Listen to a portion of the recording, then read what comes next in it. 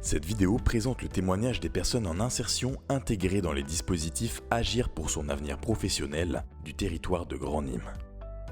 Toutes ces personnes ont bénéficié d'un accompagnement socio-professionnel en 2020 et ont accepté de partager avec nous leur retour d'expérience sur les modalités et l'intérêt de leur accompagnement. L'action AAP, donc Agir pour son avenir professionnel, relève de la garantie d'activité. Elle a pour objectif d'accompagner les personnes dans leur parcours socio-professionnel, que ce soit en termes d'emploi ou de formation. Elle garantit du coup un accompagnement individuel et collectif dans le projet de la personne. Alors nous sommes à la FIG Sud, qui est un organisme de formation. Donc il y a des accompagnements à l'insertion professionnelle. C'est pour redynamiser et remotiver peut-être les personnes qui sont en recherche d'emploi ou en recherche de projet, d'identifier un projet professionnel. J'anime des ateliers techniques de recherche d'emploi.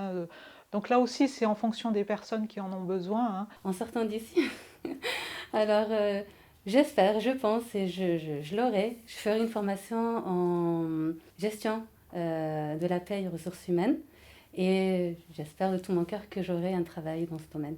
Je cherche à faire une formation de web designer et on a entamé les procédures avec ma conseillère qui fait un super boulot et j'en suis très content. Et le but après, oui, c'est de travailler d'être mon propre patron, donc d'avoir un statut entrepreneur ou autre. Lorsque vous avez des personnes qui sont éloignées, voire très éloignées de l'emploi, il faut les remobiliser. Et ces personnes peuvent avoir des freins, 3 types de freins. La langue française, on va dire, la barrière du français. Le deuxième axe, ça va être le numérique. Et le troisième axe, en fait, ça va être sur la mobilité. L'INSTEP, pourriez-vous me dire ce que c'est ? C'est l'Institut d'éducation populaire et donc on propose des formations professionnelles et des accompagnements également sur les personnes qui sont bénéficiaires du RSA, donc en partenariat avec le conseil départemental. On leur fait signer du coup un engagement, un contrat d'engagement réciproque et cet engagement dure 6 mois, donc on va les accompagner pendant 6 mois et c'est renouvelable une fois. Depuis le début, elles m'aident dans mes démarches, elles me motivent, elles me boostent et puis moi je ressors d'ici, j'ai des étoiles dans les yeux quoi. Et puis je savais déjà ce que je voulais faire avant, mais avoir une personne en plus qui me dit, qui essaie de m'aiguiller encore plus sur là où je veux aller, Au bout de quelques mois, et beaucoup de travail aussi d'investissement finalement dans la recherche d'emploi, ensemble, j'ai trouvé vraiment le métier de mes rêves, ce que j'ai toujours voulu faire. Et donc actuellement je suis en CDI justement en continuité de direction en crèche à Nîmes, tout près de chez moi. L'AAP est une action qui est destinée aux bénéficiaires du RSA, inscrits ou non à Pôle emploi, et qui sont identifiés par les CEFI du conseil départemental comme ayant peu de freins majeurs pour un retour à l'emploi ou à la formation.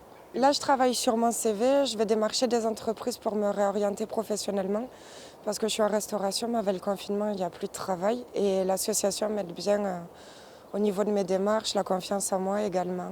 Je trouve la particularité de cet accompagnement, c'est qu'il offre justement une dynamique. Donc les personnes sortent de chez elles, ont des rendez-vous, c'est un planning qui est prévu à l'avance et effectivement ça renforce en fait, on va dire leur motivation. Voilà. J'accompagne du coup ces personnes de manière individuelle ou collective dans leurs projets professionnels. De manière individuelle, ça va être surtout des points un petit peu plus personnels comme la santé par exemple.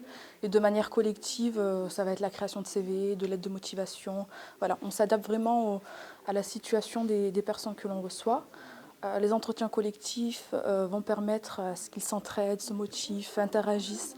Donc c'est intéressant d'avoir ces 2 aspects, que ce soit individuel ou collectif. Pour qu'il y ait un retour rapide vers l'emploi ou un peu moins rapide, ça dépend. C'est un plan d'action qui va être mené et co-construit avec la personne.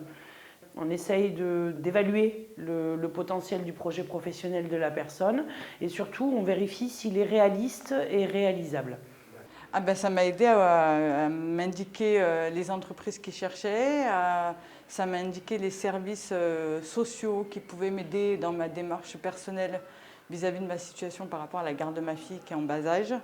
Donc ça m'a vraiment ouvert les portes du réseau que je n'avais pas sur place. Moi, ça a été vraiment un accompagnement, parce que ça m'a vraiment laissé autonome dans mes démarches.